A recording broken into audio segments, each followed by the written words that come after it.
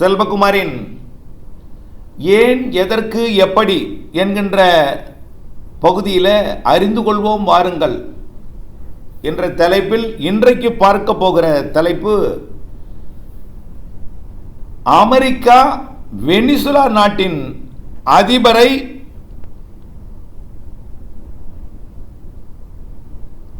கைதியாக பிடித்து அமெரிக்காவில் வைத்திருக்கக்கூடிய வரலாற்று முக்கியத்துவம் வாய்ந்த உலகம் பேசிக்கொண்டிருக்கக்கூடிய உலக வல்லரசுகளையே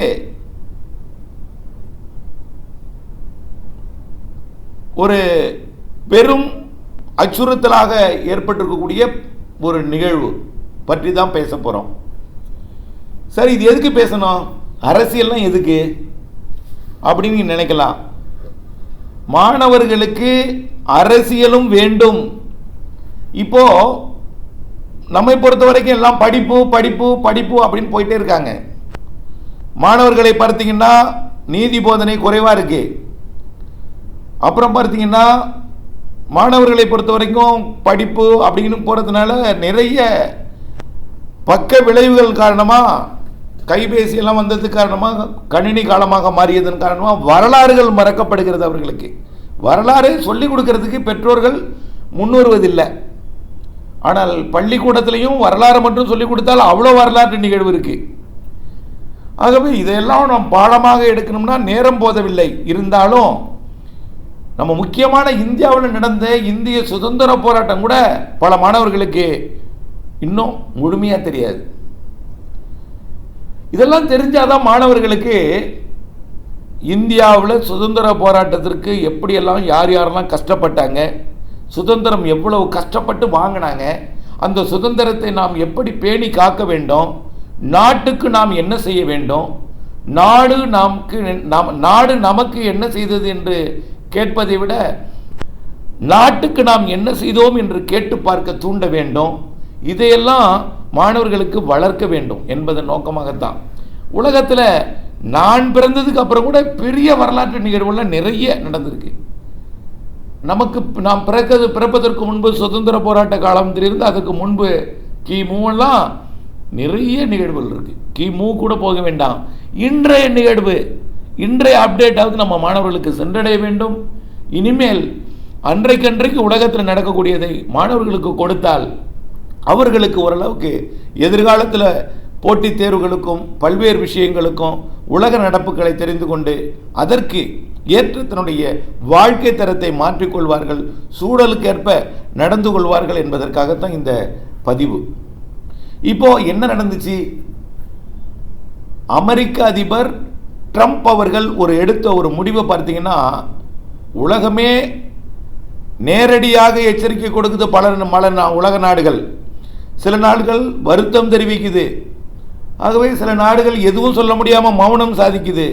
சில நாடுகள் வாழ்த்துக்கிறது. இந்த நிகழ்விற்கு என்னதான் நடந்துச்சுன்னு பார்த்தீங்கன்னா, அமெரிக்காவிற்கு தெற்கே இருக்கக்கூடிய, அதாவது வட அமெரிக்காவில் கனடா, அமெரிக்கா இதெல்லாம் இருக்கு, யுஎஸ்ஏ, அமெரிக்கா, மெக்சிகோவில் இருக்கு.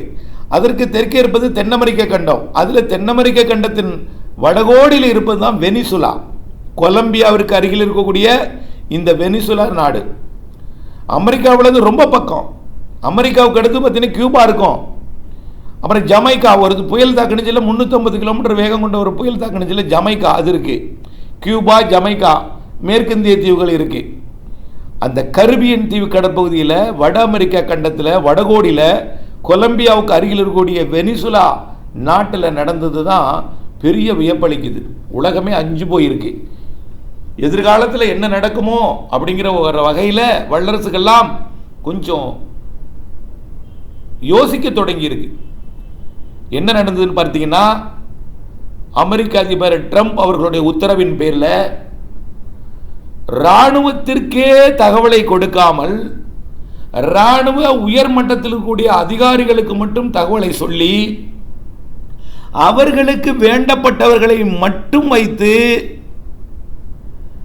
உளவு பார்க்கப்பட்டது. எங்கன்னா வெனிசுலா நாட்டை. வெனிசுலா நாட்டை எங்கேயோ போய் கிராமப்புறத்தில் அவன் சுத்திட்டு இல்லை, நேரடியாக வெனிசுலா நாட்டுக்குள்ளர ஜனாதிபதி மாளிகைக்குள்ளரையே நுழைஞ்சிட்டாங்க. அங்கே போய் பணியாளராக சேர்ந்து பணியாளராக, அதாவது வேவு பார்ப்பவர்கள் அந்த நாட்டை சேர்ந்தவர்களே அமெரிக்காவுக்கு தூதுவராக, ஒரு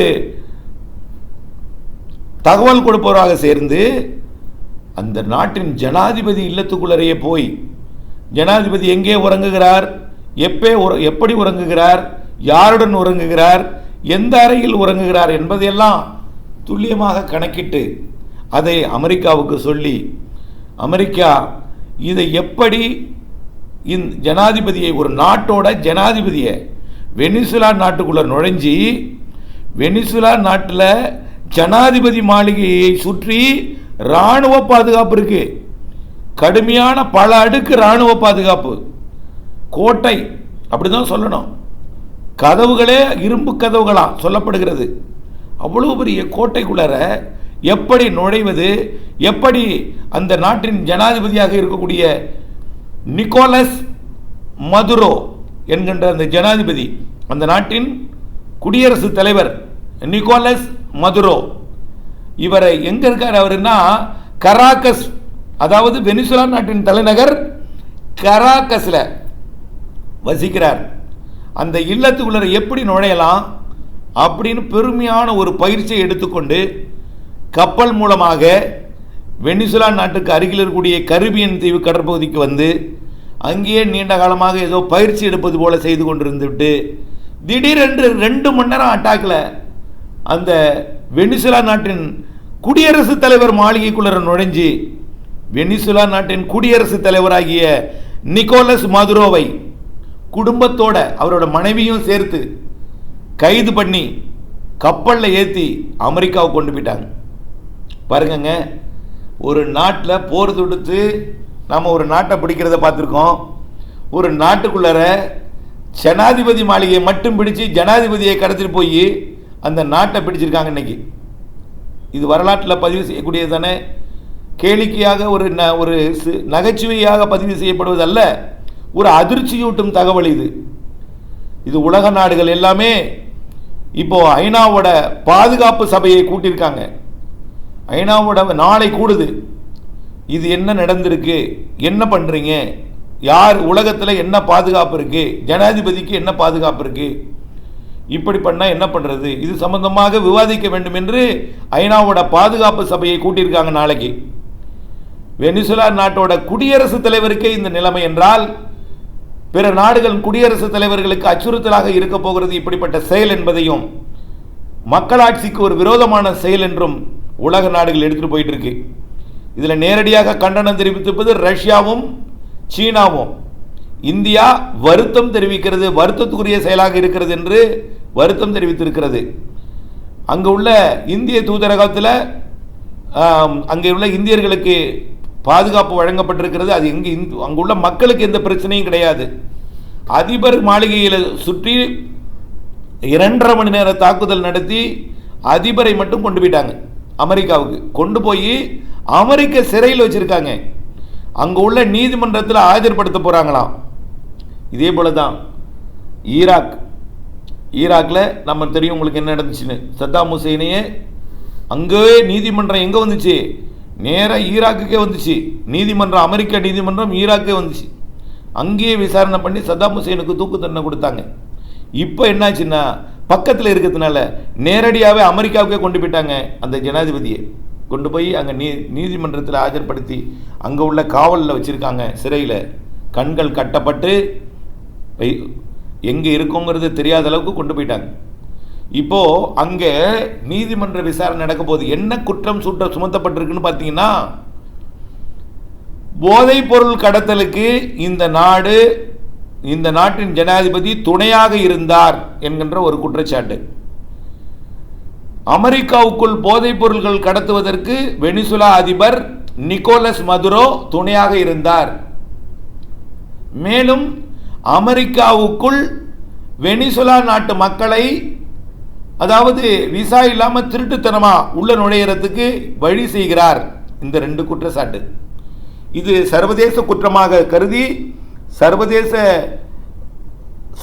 அதாவது அமெரிக்க நீதிமன்றத்தில் தாக்கல் செய்யப்பட்ட ஒரு வழக்காக எடுத்துக்கொண்டு தேடப்பட்ட குற்றவாளியாக கொண்டு போய் அமெரிக்காவில் வச்சு விசாரணை பண்ணுறாங்க ஒரு நாட்டினுடைய ஜனாதிபதியை. இப்போ அங்குள்ள எதிர்க்கட்சியெல்லாம் எங்கள் ஜனாதிபதி உயிரோடு இருக்காரா, எங்கள் ஜனாதிபதிக்கு உயிருக்கு உத்தரவாதம் கொடுக்கணும், பாதுகாப்பு கொடுக்கணும்னு அந்த நாட்டு மக்கள் கேட்டுட்டு இருக்காங்க, எதிர்க்கட்சி கேட்டுட்டு இருக்காங்க.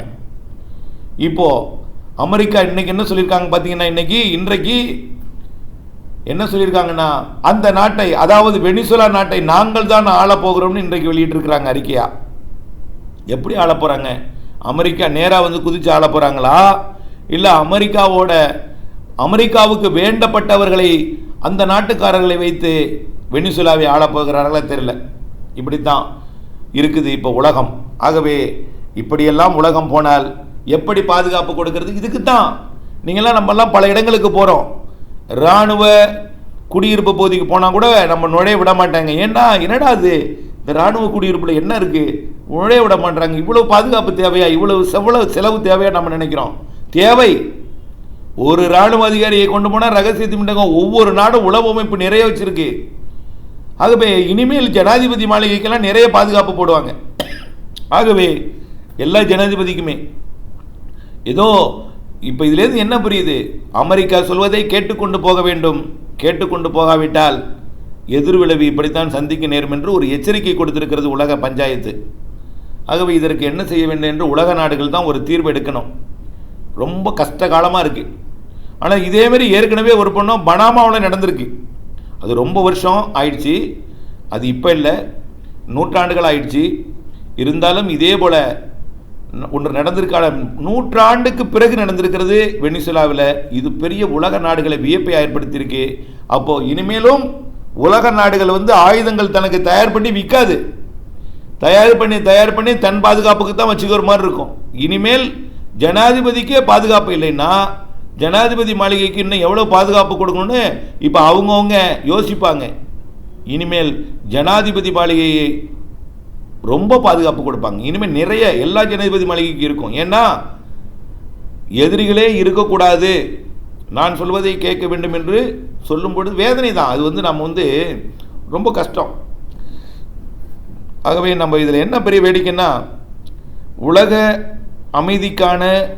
அமைதிக்கான நோபல் பரிசு வேண்டும் என்று சொன்ன நம்முடைய மரியாதைக்குரிய ட்ரம்ப் அவர்கள் இப்போ இப்படிப்பட்ட திடீரென்று ஒரு நாட்டின் அதிபரை கடத்தி கொண்டு போய் வைத்து நீதிமன்ற காவல் கொடுத்து விசாரணை பண்ணி அந்த நாட்டை பிடிப்பது என்பது இப்படி ஒரு என்ன சொல்கிறதுனே புரியல. என்ன சொல்கிறது, அமெரிக்க மக்கள் நீங்கள் தான் சொல்லணும், என்ன பண்ணுன்னு தெரியல. இப்படியே உலகம் போகக்கூடாது. உலக அமைதி வேண்டும். உலக அமைதிக்கு அனைவரும் பிரார்த்தனை செய்து கொண்டிருக்கும் இந்த வேளையில் உலக அமைதி திரும்ப வேண்டும் என்று நாம் நினைத்து கொண்டிருக்கக்கூடிய, உலக அமைதிக்கு நாம் பல்வேறு திட்டங்களை வகுத்து கொண்டிருக்கிற நிலையில் இந்த மாதிரியான செயல்களை உலக சுற்றுச்சூழல் மாசுக்கு நீங்கள் கொண்டு வரலாம். சுற்றுச்சூழல் மாசு ஏற்படுத்தக்கூடிய நாடுகளில் நீங்கள் வந்து நடவடிக்கை எடுக்கலாம், அது செய்யலாம். ஏன்னா உலக அழிவு பாதையை நோக்கி போயிட்டு இருக்கும் மாசு. பிரான்ஸ் ஒப்பந்தத்திலேருந்து மீறி போயிட்டு அதை நாம் கடைபிடிக்க மாட்டேன்னு சொல்லிட்டு இப்போ கார்பனை வெளியிட்டு ஏதுமறியாத தவறு செய்யாத நாடுகள் சுற்றுச்சூழலால் உலக பேரழிவு இயற்கை சீற்றங்களால் பாதிப்படைகிறது. இதற்கு மாதிரி நாடுகளுக்கு இந்த மாதிரி நாடுகளுக்கு இந்த மாதிரி நடவடிக்கைகளை பயன்படுத்தினா கூட மகிழ்ச்சின்னு சொல்லலாம். ஆனால் என்ன என்று புரியவில்லை. குற்றவாளி யார் என்றே புரியவில்லை. குற்றவாளி இதில் யார் மீது குற்றம் சொல்வது, நீதிமன்றம் சரியாக இருக்குமா, யார் என்ன செய்தார்கள், என்ன நடக்கப் போகிறது உலகத்தில் எதிர்காலத்தில் என்று எதுவுமே புரியாத நிலைக்கு தள்ளப்பட்டிருக்கிறது. ஆகவே என்ன சொல்கிறதுன்னு தெரியல, அவ்வளோதான் வார்த்தை. இது ஒரு வரலாற்று பதிவு. ஒரு ஜனாதிபதியை இன்னொரு நாடு எந்தவித பெரிய சண்டையும் போடாமல், அந்த அமெரிக்காவுக்கு எந்த உயிரிழப்பும் இல்லாமல், ஆனால் இந்த நாட்டில் ஒரு 100 பேர்கிட்ட உயிரிழந்திருக்காங்க இராணுவத்தினர். உயிரிழப்பை ஏற்படுத்தி விட்டு ஜனாதிபதியை மட்டும் உயிரோட குடும்பத்தோட மனைவியோடு கொண்டு போய் அமெரிக்காவில் வச்சுருக்காங்க. இப்போது விசாரணை என்று சொல்லியிருக்கிறாங்க. அவர்களுக்கு என்னென்னு பார்க்க வேண்டிய பாருங்கள். அப்புறம் என்ன நடக்கும் அமெரிக்காவுக்கு போனால்? சதாம் ஹுசேன் நிலைமை தான் ஏற்படும். ரொம்ப வேதனையாக தான் இருக்குது. பொறுத்திருந்து பார்ப்போம். நன்றி.